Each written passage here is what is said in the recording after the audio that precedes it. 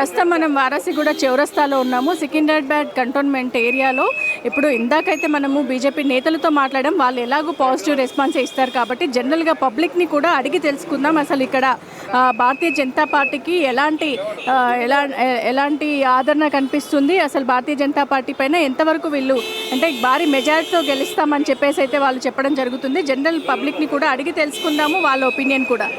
చెప్పండి, ఇక్కడ అంటే సికింద్రాబాద్ కంటోన్మెంట్ ఏరియాలో భారతీయ జనతా పార్టీ గెలుస్తుందా లేదా? తప్పకుండా గెలుస్తుందండి భారతీయ జనతా పార్టీ. నరేంద్ర మోడీ గారు, కిషన్ రెడ్డి గారు చేసిన అభివృద్ధి తప్పకుండా ఓటు వేయాలనుకుంటున్నాము.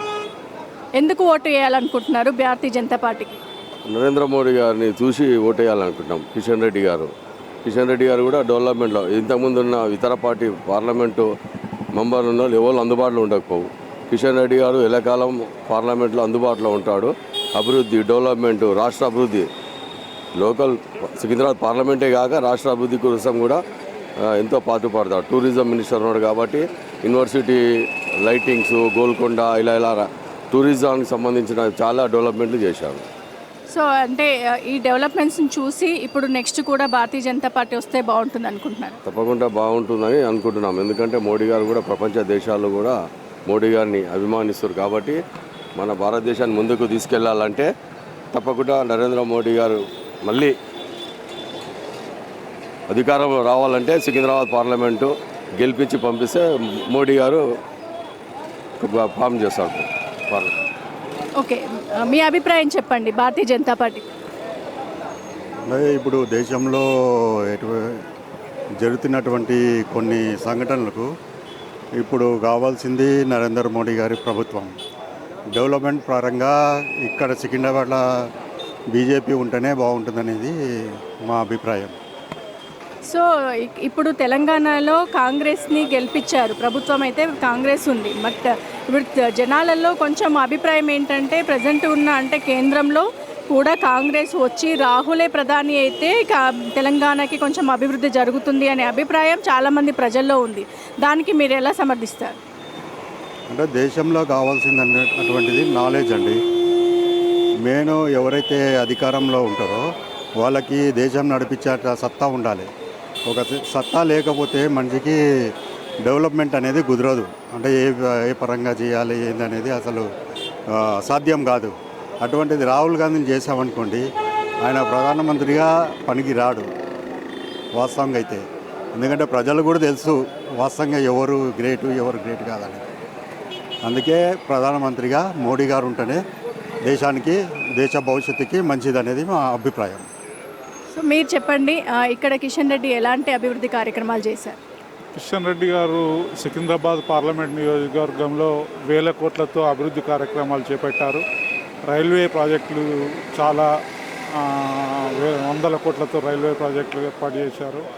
యూనివర్సిటీ యొక్క వైభవం, దాని ప్రాశస్త్యాన్ని కూడా బాగా నిలబెట్టడానికి కృషి చేశారు. పర్యాటక రంగంలో దృష్టిలో పెట్టుకొని అనేకమైనటువంటి మౌలిక వసతుల పట్ల కూడా చాలా అవగాహనతో వారు అభివృద్ధి నినాదంగా పనిచేశారు. మోడీ గారి గవర్నమెంట్లో వారు కీలకమైనటువంటి పర్యాటక శాఖ ఉండి పర్యాటక రంగాన్ని కూడా రాష్ట్రంలో కూడా నలుమూలలా వారు చాలా అభివృద్ధి దిశలో తీసుకెళ్ళి వెళ్తున్నారు. కిషన్ రెడ్డి గారి గెలుపు కొరకు ప్రజలు చాలా ఆశాభావంతో ఎదురు చూస్తున్నారు. కిషన్ రెడ్డి గారు సికింద్రాబాద్ పార్లమెంట్లో భారీ మెజార్టీతో నెగ్గడం ఖాయం. ఇక్కడ దానం నాగేందర్ కూడా కాంగ్రెస్ సైడ్ నుంచి నిలబడడం జరిగింది. అంటే దానం నాగేందర్కు, పద్మారావు వీళ్ళంతా కూడా బీఆర్ఎస్లో ఉన్న నేతలు అయినా సరే కూడా వాళ్ళు ఎప్పుడూ గెలుస్తూనే ఉన్నారు. మరి ఇప్పుడు ఇది దానం నాగేందర్ కిషన్ రెడ్డికి ఏమైనా పోటీయా? పార్లమెంట్ అసెంబ్లీకి సంబంధించినటువంటి విషయంలో పార్లమెంటు యొక్క లోక్సభ ఎన్నికల్లో దేశంలో మోడీ గారి యొక్క అభివృద్ధిని చూసి స్థానికంగా ఉన్నటువంటి శాసనసభ సీట్లు లేకపోయినప్పటికీ గతంలో కిషన్ రెడ్డి గారిని గెలిపించినటువంటి దాఖలా ఉంది. అదే విధమైనటువంటి అభిప్రాయంతో ప్రజలు ఉన్నారు. స్పష్టంగా భారీ మెజార్టీతో గెలిపించాలనేటువంటి ఆలోచనలో ఉన్నారు. ఈ ఇద్దరు వ్యక్తులు కూడా వారు పోటీ కాదు, నామమాత్రమైనటువంటి పోటీ. అది ప్రజల యొక్క విశ్వాసం ఆ కిషన్ రెడ్డి గారిపై ఉంది. ఇప్పుడు ఇది మోడీ గారు ప్రభుత్వం ఖచ్చితంగా రావాల్సింది ఇక్కడ మన పార్లమెంట్ నియోజకవర్గంలో మోడీ ఖచ్చితంగా రావాల్సిందే. రాహుల్ గాంధీ అంత పని పెద్ద ఎందుకు మోడీనే రావాలంటే ఇప్పుడు మోడీ తప్పితే భారతదేశాన్ని కాపాడడానికి ప్రధానమంత్రిగా ఎవరు లేరంటారా? ఎవరు లేరు నిజంగా చెప్పాలంటే ఎవరు లేరు. ఆయన మోడీ గారు మాత్రమే రావాలి. అది ఇక్కడ కిషన్ రెడ్డి చేస్తున్నాడు చాలా బాగుంది అది. కానీ పార్లమెంట్ నియోజకవర్గంలో మోడీ గారే రావాలి అక్కడ. అది మాత్రం ఖచ్చితంగా రావాలి. పిఎంగా మాత్రం మోడీయే ఉండాలి అది ఇక్కడ. ఇంకోటి ఏంటనేసి అంటే ఎవరు చేయలేని పని ఆయన చేసిండు. అంతవరకు మాత్రం మనకు గ్యారంటీ. పబ్లిక్లో ఏంటంటే జిఎస్టీ తీసుకొచ్చాడు, అన్ని రేట్లు పెంచాడు. ఈ రేట్లన్నింటికి కూడా ఉప్పులు పప్పులు కానీ గ్యాస్ కానీ అలాగే పెట్రోల్ కానీ ఇవన్నీ పెంచాడని చెప్పేసి అంటున్నారు. బ్లాక్ మనీని బయటకు తీసుకొచ్చాడు. ఇదంతా కూడా దేశానికి నష్టమే జరిగింది తప్పితే లాభం లేదు అని పబ్లిక్ టాక్. మరి దానిపైన మీ అభిప్రాయం ఏంటి? మంచిదేనండి అది చాలా మంచిది. అది ఇప్పుడు జిఎస్టీ తీసుకురావడం చాలా మంచిది. అది ఇంకోటి ఏంటనేసి అంటే పబ్లిక్లో ఈ యొక్క టాక్ అనేదాన్ని అది టాక్ చాలా అందరికి వస్తుంది. కానీ నిజంగా చెప్పాలంటే చాలా మంచిది. అది ఇంకొకళ్ళు ఎవరో వచ్చి ఏమో చేస్తారని ఆలోచించే కన్నా ఉన్న వాళ్ళని ఉంచుకోవటమే మంచిది అని అనిపిస్తుంది. సో కొత్త వాళ్ళకి అవకాశం ఇస్తే వాళ్ళు చేస్తారో చేయరో తెలియదు. కానీ ఇప్పుడు ఉన్న కిషన్ రెడ్డిని గెలిపించుకుంటే ఇంకా అభివృద్ధి ముందుకు వెళ్తుంది అనేసి మీ అభిప్రాయమా? అవునండి, అదే నేను చెప్తున్నాను. ఎందుకనంటే కొత్త వాళ్ళు వస్తారు కానీ ఏం చేస్తారు అనేది తెలియదు. ఉన్నవాళ్ళు మంచిగా చెయ్యకపోతే అప్పుడు కొత్త వాళ్ళని చూడాల్సి వస్తుంది. ఇప్పుడు కిషన్ రెడ్డి ఎలాంటి డెవలప్మెంట్స్ చేశారు? మీకు తెలుసు, మాకు తెలుసు, మన తెలంగాణ గవర్నమెంట్కి కూడా తెలుసు కిషన్ రెడ్డి వల్ల ఏమేమి అయినాయి అనేది. కిషన్ రెడ్డి సార్ వచ్చిన తర్వాత మన తెలంగాణలో ఎన్ని అయినాయి అనేది మీ అందరికీ తెలుసు. ఇప్పుడు హైవేస్ అవన్నీ వేయడము కేంద్రం నుంచే జరిగింది. ఆయన దాదాపు 1,00,000 కోట్లు మన తెలంగాణకి వెచ్చించి హైవేస్ వేయడం కానీ ఇక్కడ రైల్వేస్ కానీ అన్నీ కూడా అభివృద్ధి కార్యక్రమాలు ఇంకా చేయాలి అని అనుకుంటున్నారు. సో అంటే ఇంకా ఇక్కడ ఈ ఏరియాలో ఇంకేమైనా డెవలప్మెంట్స్ మిగిలి ఉన్నాయా? మీరు చెప్పినట్టుగా కొన్ని వేల కిలోమీటర్లు బీజేపీ ప్రభుత్వం కేంద్రంలో ఉండటం వల్లనే ఈ కొన్ని వేల కిలోమీటర్లు అభివృద్ధి చేశారు. ఇకపోతే ఈ రోడ్స్ అవి కూడా రెండిటికి సంబంధించింది కిషన్ రెడ్డి సార్ తలుచుకున్నారు అని అంటే దేనికి కూడా వెనకాడే మనిషి కాదు. ఖచ్చితంగా చేయటానికి ముందుకు వస్తారు. కానీ ఆయనకి మళ్ళీ ఇంకొకసారి మనము ఛాన్స్ ఇవ్వాలా, అదే గవర్నమెంట్ రావాలా అని కోరుకుంటున్నాము. ఓటు ఎవరికి వేయాలనుకుంటున్నారు, ఎందుకు వేయాలనుకుంటున్నారు? యాక్చువల్గా మేము ఇప్పుడు ఈ నియోజకవర్గంలో చాలా ఏళ్ళుగా బీజేపీ పనిచేస్తున్నాం అండి. ఇదంతా బ్రాహ్మణ్ కమ్యూనిటీ మా మెయిన్ రోడ్. ఎప్పుడైనా మన హిందూ సాంప్రదాయాన్ని కాపాడటం కోసం ముఖ్యమైన నాయకుడని మనం ఎన్నుకోవాలి. ఫస్ట్ నుంచి ఇప్పటి వరకు దేశంలో ఏది ఉన్నా కానీ మన హిందూ సాంప్రదాయం ముందు అన్నిటికన్నా ముందు ఉన్నది అది సాంప్రదాయం. సో దాన్ని కాపాడాలి అంటే సరైన నాయకుడు మనకు కావాలి. ఆ సరైన నాయకుడిని ఎంచుకుంటే మనం చాలా మంచి స్టెప్ తీసుకునేటం.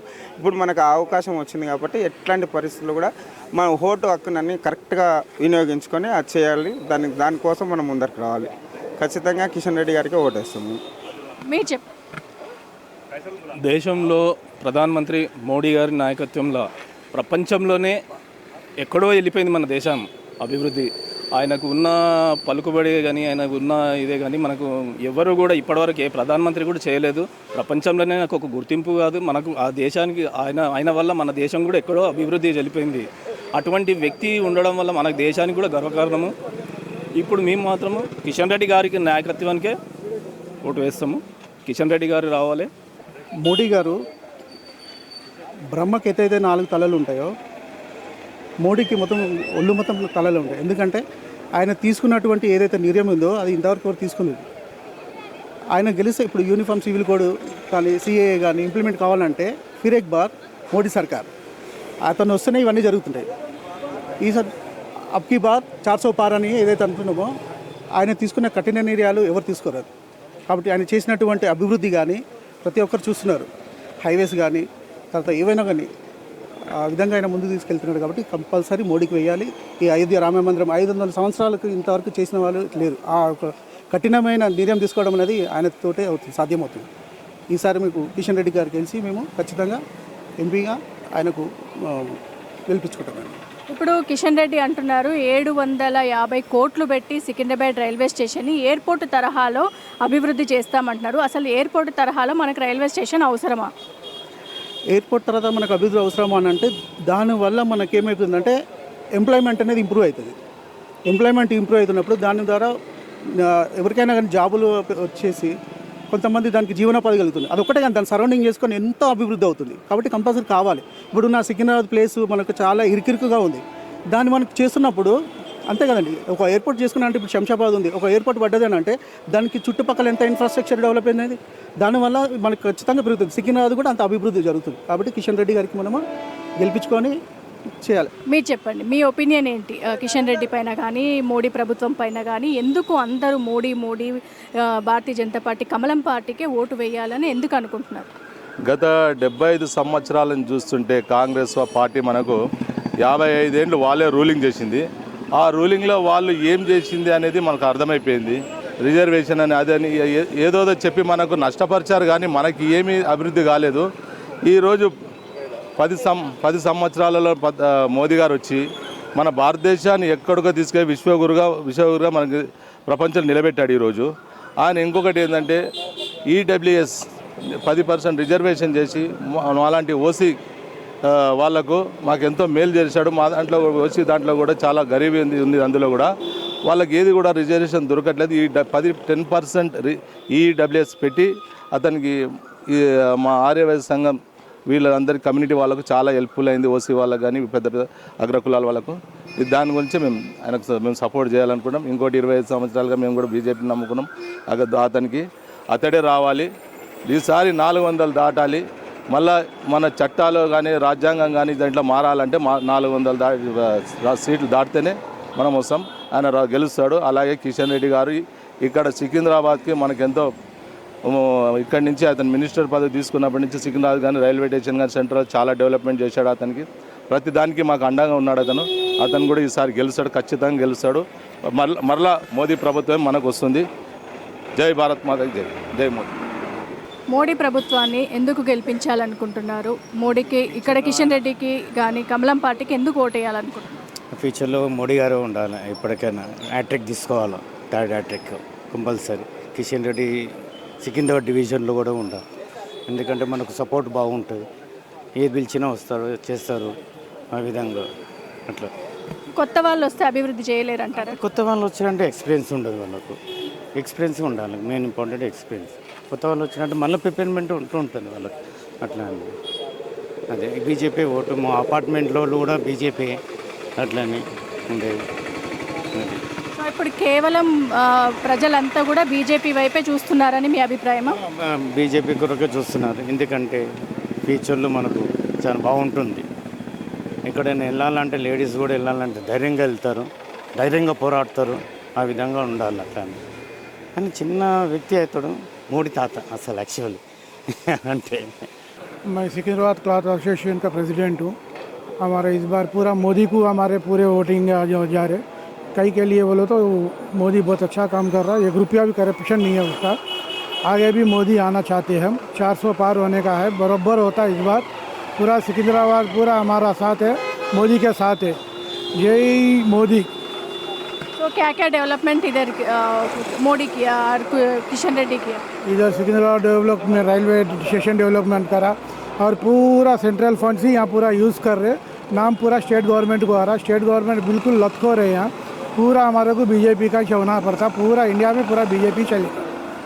सो कांग्रेस गवर्नमेंट आयो तो कुछ डेवलपमेंट्स नहीं हो सकता क्या? कुछ भी नहीं हो सकता. खाली खाना खिलाना पिलाना वही रहता उनका.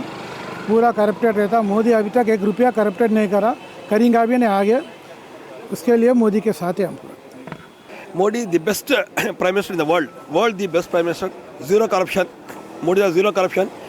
Modi ఫ్యామిలీలో కూడా ఎవ్వరు దగ్గర కరప్షన్. ఎందుకంటే వాళ్ళ ఫ్యామిలీ చాలా సింపుల్గా లీవ్ అవుతున్నారు. అంటే వాళ్ళ సిస్టర్స్ కానీ చిన్న షాపులు, చాలా చిన్న షాపులు. ఇప్పుడు అదే మోడీ పొజిషన్ వేరే వాళ్ళు ఉంటే వాళ్ళ సిస్టర్స్ కానీ వాళ్ళ ఫ్యామిలీ మెంబర్స్ కానీ మంచి హై పొజిషన్ ఉంటుండే. కానీ చిన్న షాప్లో వాళ్ళ సిస్టర్ చిన్న షాప్ రన్ చేస్తుంది ఈ రోజుకి. అలాంటి పర్సన్ వరల్డ్లో ఎవరు లేరు madam. World the best prime minister. ఆయన తలుచుకుంటే వాళ్ళ సిస్టర్కి ఒక 100 కోట్లు ఇవ్వగలుగుతాడు అనుకుంటే. బట్ నో, ఆయన ఎట్లా ఉండాలో అట్లే ఉన్నాడు. ఆయన ఎట్లా ఉండాలని కూడా అట్లే ఉన్నాడు. వాళ్ళ సిస్టర్ ఎట్లా ఉండాలని కూడా అట్లే ఉండాలి. మోడీ గారు ప్రపంచంలో చాలా చాలా ఫేమస్ అయ్యారు. ఇంకోటి ఎకనామిక్ మనది 5th పొజిషన్ వచ్చింది, వరల్డ్లోనే ఫిఫ్త్ పొజిషన్ ఎకనామికల్గా వచ్చింది. మోడీ ఉంటే ఇంకా ఫ్యూచర్లో 3rd వచ్చేస్తాం డెఫినెట్గా. ఇంకొక 2 yearsలో we're going to become 3rd. Definitely we all vote for Modi. All from Brahmana association from Bouddhanagar. So ఇక్కడ మనతో పాటు ఒక ముస్లిం సోదరుడు కూడా ఉన్నారు, వారిని కూడా అడుగుతాము ఎవరికి ఓటు వేయాలి అనుకుంటున్నారు అని చెప్పేసి. చెప్పండి. మన కిషన్ రెడ్డికి ఓటు వేయాలా? సికింద్రాబాద్ కాన్స్టిట్యూషన్లో మంచి పని చేస్తున్నారు అన్న, డెవలప్ చేసినారు, మంచి ఉన్నారు, మనకు అందరికీ మంచి చేస్తున్నారు పని. అట్లా ఏం లేదు, అందరూ మంచిగా ఉండాలా యూజ్ చేస్తున్నారు నాతో. సో అంటే ఓవరాల్గా అంటే హిందూస్కి మా ముస్లిమ్స్ వ్యతిరేకం అని చెప్పేసి అంటున్నారు. అంటే యాజ్ ఎ ముస్లిం సోదరుడిగా మేము అడుగుతున్నాము, మీ అభిప్రాయం ఏంటి? అట్లా లేదమ్మా, అందరు మంచిగా కలిసి ఉండాలని, అందరికీ ఒకటే ఉన్నారు, అట్లా ఏం లేదు. కొంతమందిలోనే అలాంటి అభిప్రాయం ఉందంటారా? లేదు అట్లా లేదు, ఏం లేదు, మంచిగా ఉండారు అందరు. మీరు ఇక్కడ ఏంటి? అట్లా మంచిగా ఉండారు అందరు, ఏం లేదు. అట్లా చాలా సంవత్సరం నుంచి ఉండను ఇక్కడ నేను, అందరు కలిసి ఉన్నారు, ఇక్కడ ఏం లేదు మనకు. హిందూ ముస్లిం బాయ్ తరహాలో అంతా కూడా ఇక్కడ బిల్కుల్ అట్లానే ఉన్నాయమ్మా. అట్లా ఇక్కడ ఏం లేదు. అట్లా నేను పుట్టిన ఇక్కడ, నేను పెద్దగా అయింది ఇక్కడే, ఇప్పుడు దాకా నేను ఇట్లా మంచిగా ఉన్నాడు, అందరు మంచిగా ఉన్నాడు ఇక్కడ. సో మీ ఫ్యామిలీ ఓట్స్ అన్నీ కూడా కిషన్ రెడ్డికి ఇస్తాం? కిషన్ రెడ్డికి వేస్తామన్నా. అంటే మనకు అంటే పిల్లలకి అన్ని పద్ధతులు నేర్పిస్తుంటాము, కానీ మన దేశం మాత్రం పద్ధతిగా ఉంది అని మీరు అనుకుంటున్నారా? ఎవరు వచ్చినా సరే ఇప్పుడు లాస్ట్ టైం 10 years పోరాడి తెచ్చుకున్న తెలంగాణలో మనం ఎంతవరకు అభివృద్ధి చెందాము, నెక్స్ట్ కాంగ్రెస్ని గెలిపించుకున్నాము, ఇంకా రాబోయే ఈ ఎలక్షన్స్ చాలా ప్రీషియస్గా కూడా అందరు చూస్తున్నారు. సో ఎటువైపు ఎవరికి ఓటు వేస్తే మన భవిష్యత్తు బాగుంటుందని అనుకుంటున్నారు? నమస్కారం అండి, నా పేరు సరితారెడ్డి, నేను Shri Vaishnavi school ప్రిన్సిపల్ని. So madam, మీరు అడిగినట్టు ఓటు అనేది మన హక్కు, దాన్ని సక్రమంగా నిర్వహించుకోవాలి, ఎవరి ఒపీనియన్ వాళ్ళది. ఇందాక ప్రకాష్ రెడ్డి గారు చెప్పినట్టు ఏదైతే భౌగోళికంగా మన భారతదేశం ఎక్కడైతే మనం కోల్పోయామో అది గనక వచ్చి ఉంటే మన పరిస్థితి ఇలా ఉండేది కాదేమో. ఎందుకంటే చాలామంది రాజకీయ నాయకులు కానీ ప్రభుత్వాలు కానీ సంక్షేమ పథకాలు పేరిట వాళ్ళు ఇచ్చే ఆ పథకాలకి ఆశపడి దేశ అభివృద్ధిని పక్కకు పెట్టేసుకొని రిజర్వేషన్స్ అంటూ అవ్వంటూ ఇవ్వంటూ మనం ఏవైతే ఆశపడుతున్నామో అది కాదు. ఎందుకంటే ప్రపంచంలో నేను కొన్నేళ్లుగా అంటే చిన్నప్పటి నుంచి వింటున్న మాట ఏంటంటే భారతదేశము అభివృద్ధి చెందుతున్న దేశం. ఇది మాత్రం ఖచ్చితంగా వింటూ వస్తున్నాను. నేను అలాగే స్పీచ్ ఇచ్చాను, నేను అలాగే విన్నాను చిన్నప్పటి నుంచి. కానీ అభివృద్ధి చెందిన దేశంగా ఎప్పుడో చెప్తామా అని నేను ఎప్పుడైతే అనుకున్నానో, ఎప్పుడు అనుకునే విషయము, సో అది దగ్గరలో ఉందేమో అనుకుంటున్నాను. సో ఇప్పుడున్న ప్రధానమంత్రి అంటే 10 ఏళ్ళుగా ఏదైతే డెవలప్మెంట్ చేశారంటే ప్రపంచ మ్యాప్లో అంటే ఆ పటంలో మన భారతదేశం ప్రత్యేకము అని చాటి చెప్పింది నాకు తెలిసి నరేంద్ర మోదీ గారు. సో ఆయన యొక్క నాయకత్వంలో ఇంకా ముందు అంటే బీజేపీ నాయకత్వంలో ఇంకా ముందుకెళ్తే ఖచ్చితంగా ఇది అభివృద్ధి చెందిన దేశం అవుతుందనేసి ప్రపంచ పటంలో మనం ముందుంటామనేసి అనుకుంటున్నాను.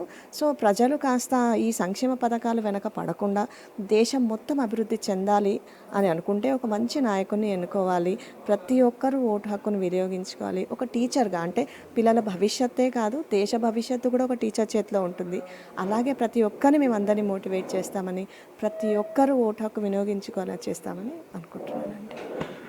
సో అంటే మనము కోరి తెచ్చుకున్న తెలంగాణని కేసీఆర్ ఎంతో కష్టపడి మనకు తెలంగాణ తీసుకొచ్చారు. బట్ కేసీఆర్ని కాదని కాంగ్రెస్ని గెలిపించుకున్నాము, ఇప్పుడు బీజేపీకి ఓటేస్తున్నాం. అంటే మెయిన్గా ఇక్కడ ఉండే సమస్య ఏంటి? ఎందుకు మనము వారిని పక్కకు పెట్టాల్సి వస్తుంది? ఓన్లీ అభివృద్ధిలోనేనా, లేకపోతే అందరికీ అందుతున్న పథకాలలో ఏదైనా లోపమా, ఇంకేదైనా సమస్య ఉందా? ప్రజలలో ఒక వింత అలవాటు ఏంటంటే కొన్ని రోజులు మాత్రమే కొందరికి అవకాశం ఇస్తారేమో అనుకుంటున్నాను. అప్పట్లో ఏంటంటే కేసీఆర్ గారు ఆ సమయంలో తెలంగాణ ఎప్పుడైతే విమోచన సమయంలో ఏదైతే పోరాటం చేశారో దానికి చాలామంది ఇంప్రెస్ అయ్యారు. కానీ రానుగా వీళ్ళు చేసే పనులు కానీ కొంత మార్పు కావాలని కాంగ్రెస్ని ఎన్నుకున్నారేమో అనిపిస్తుంది. అంటే ప్రతి ఒక్కరికి ఆశ అనేది ముఖ్యం కదా, మనిషి అయితే ఆశాజీవి. సో ఏదో కొత్తగా వాళ్ళు కాకుండా వీళ్ళేదో కొత్తగా చేస్తారేమో అని అనుకున్నారేమో. కాకపోతే నాకు తెలిసి మన తెలంగాణ ప్రజల యొక్క నిర్ణయం ఎలా ఉన్నా అంటే స్టేట్ పరంగా అప్పట్లో టీఆర్ఎస్ని కానీ లేకపోతే ఇప్పుడు కాంగ్రెస్ని గెలిపించుకున్నారు అనుకున్నా నాకు తెలిసి వాళ్ళ నిర్ణయము నేషనల్ లెవెల్లో అంటే జాతీయంగా ఒక పార్టీనే నమ్ముకొని ఉన్నారు. ఎందుకంటే అభివృద్ధే కాదు చాలా విషయాల్లో అంటే ముందుకొచ్చి మాట్లాడగలిగే ఆ ఆలోచన విధానాన్ని మనకు బీజేపీ పార్టీ తెచ్చిందని అనుకుంటున్నాను. సో ఇక్కడ ఒక మార్పు వచ్చింది. ఆ మార్పు ఎలా ఉంటుంది అనేది ఇప్పటికీ చాలామందికి డౌట్ ఉంది. అంటే కాంగ్రెస్ని ఎన్నుకున్నాము కరెక్టే, కాకపోతే ఖచ్చితంగా కాన్ఫిడెంట్గా అయితే లేరు. సో నాకు తెలిసి అయితే ప్రజల నిర్ణయం కేవలం మార్పు కోసమే కాంగ్రెస్ని గెలిపించుకుందేమో అనుకుంటున్నానండి. సో ఓవరాల్గా సికింద్రాబాద్ ఏరియాలో కిషన్ రెడ్డి చేసిన అభివృద్ధి కార్యక్రమాలు అంటే స్కూల్స్ కానీ రోడ్స్ కానీ ఇప్పుడు Secunderabad railway station Kacheguda railway స్టేషన్ని కూడా మనకి ఎయిర్పోర్ట్ తరహాలో అభివృద్ధి చేయాలని అనుకుంటున్నారు. సో దాని పట్ల మీ ఉద్దేశం ఏంటి? ఇంకా వాళ్ళు వచ్చినట్లయితే మనకి ఇంకా అభివృద్ధి జరుగుతుంది అనుకుంటున్నారు? ఖచ్చితంగా అండి. ఇందాక జరిగిన మీటింగ్లో ఆయన మృదు స్వభావి మాట్లాడే పద్ధతి కానీ వారి యొక్క ఆలోచన విధానం కానీ చాలా గొప్పగా ఉంటుంది. అంటే కేవలం మాటల యుద్ధమే కాకుండా తను ఉన్న కాన్స్టిట్యుయెన్సీలో ఎలా డెవలప్ చేయాలి అంటే ఏదో యాడ్ లాగా కాకుండా తన బాధ్యతలాగా నిర్వహిస్తున్నారు. కాబట్టి ఇక ముందు వారు కనుక కిషన్ రెడ్డి గారు కనుక ఒకవేళ మళ్ళీ మనకు ఎంపీగా ఉంటే మన హైదరాబాద్ ఇంకా ఎక్కువగా డెవలప్ అవుతుంది అని అనుకుంటున్నానండి. థ్యాంక్ యూ సో మచ్ అండి. సో చూస్తున్నారు కదా, అనేక విధాలుగా కూడా ఇక్కడ డెవలప్మెంట్ జరగాలి అని అంటే మోడీ ప్రభుత్వం రావాలి, ఇక్కడ మా కాన్స్టిట్యున్సీలో వచ్చేసి కిషన్ రెడ్డి తప్పకుండా గెలవాలి అని చెప్పేసి ప్రతి ఒక్కరి అభిప్రాయము. ఎందుకంటే మనం టీచర్స్ ఒపీనియన్ కూడా తీసుకుంటున్నాము. వాళ్ళు పిల్లల భవిష్యత్తుని ఎంతో అందంగా తీర్చిదిద్దేది వాళ్ళ చేతిలోనే ఉంటుంది. కాబట్టి ప్రతి ఒక్క ఓటు హక్కుని కూడా ఎలా వినియోగించుకోవాలి అనేది అంటే టీచర్స్ చెప్తే ఎవరైనా భయపడతారు. ఈవెన్ నేను కూడా ఇప్పటికి కూడా భయం వేస్తుంది కొంచెం పక్కన నించొని మాట్లాడాలంటే కూడా. Like student always student. అంటే ఇలా వెళ్తూ ఉన్న ఈ ప్రభుత్వాలలో కూడా మార్పులు తీసుకొస్తూ ప్రజల్లో మార్పులు తీసుకొస్తూ అభివృద్ధి కార్యక్రమాలు ఎన్నో చేయాలి. కాబట్టి మోడీ సర్కార్ రావాలి అనేది కూడా ప్రతి ఒక్కరిలో ఈ నినాదంగా వినిపిస్తుంది. మరి చూద్దాం, మే 13th వరకు కూడా ఈ పోరాటం అంటే ఒక యుద్ధంలాగా సాగుతుంది వీరి ప్రచారం అయితే, బీజేపీ ప్రచారము. మరి ఆ ప్రచారంలోకి బడా నేతలంతా కూడా వస్తున్నారు. నడ్డా ఈరోజు, మళ్ళీ రేపు మోడీ వస్తున్నారు, తర్వాత అమిత్ షా వస్తున్నాడు. ఈ 15 రోజులలో దాదాపుగా ఒక 15-20 సభలు కూడా వారు నిర్వహించడానికి, రోడ్ షోలు చేయడానికి కూడా సిద్ధంగా ఉన్న ఈ భారతీయ జనతా పార్టీ 13వ తేదీ మే రోజున ఈ ఎలక్షన్స్ పోలింగ్ అనేది జరగబోతుంది. జూన్ 4th కూడా రిజల్ట్ రాబోతుంది. కాబట్టి మనం అప్పటి వరకు కూడా వేచి చూడాల్సి ఉంది. మరి ఏ ప్రభుత్వం వస్తుంది, మోడీ సర్కార్ ఫిర్ ఎక్ బార్ మోడీ సర్కార్ వస్తుందా లేదా అనేది మనం వేచి చూద్దాం.